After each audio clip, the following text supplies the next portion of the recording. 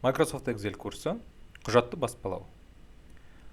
Алдыңғы сабақтардағы барлық баптауларды жасап болған болсаңыз, енді біз тікелей құжатымызды баспаға жіберуге дайындаламыз. Ол үшін файл, печать бөлігіне басамыз.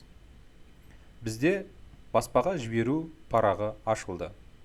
Бұл жерде бізде бірнеше батырмалар бар. Ең үлкен печать батырмасы ол тікелей сіздің құжатыңызды баспаға жібереді.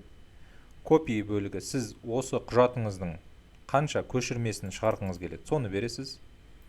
Принтер бөлігінде сіз қай принтерге баспаға жібересіз, соны таңдайсыз. Параметр бөлігінде сіз баспалаудың түрлі баптауларын орындайсыз. Ең алғашқысы қай бөлікті баспаға жібересіз. Белсенді бөліктер, яғни сіз жазу жазған бөліктер, бос кестелер баспаға шықпайды, тек жазуы бар кестелер ғана. Барлық кітапты баспаға шығару, немесе белгілі бір ерекшелеген бөлікті ғана баспаға шығару. Сонымен қатар сіз белгілі бір диапазонды бере аласыз. Қай парақтан қай параққа дейін шығару керек екен. Мынау сіздің принтеріңізден шығатын қағаздардың ұйымдасу жолы. Құжатыңыздың бірнеше көшірмесін жасасаңыз, онда олар қалай жіктелсін? Әр құжат жеке-жеке ретімен тұрсын ба?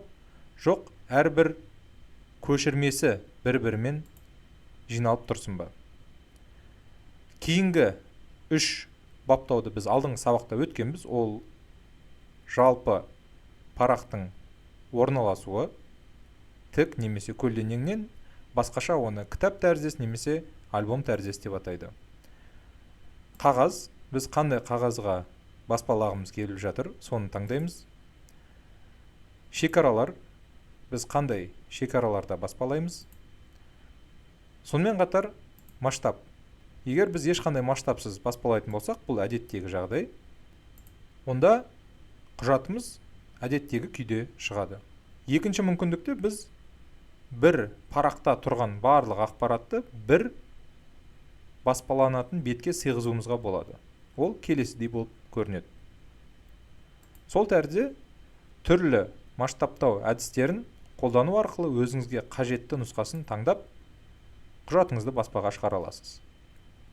Осымен сабағымыз аяқталды. Сабақ түсінікті болса, келесі сабаққа өте беріңіз.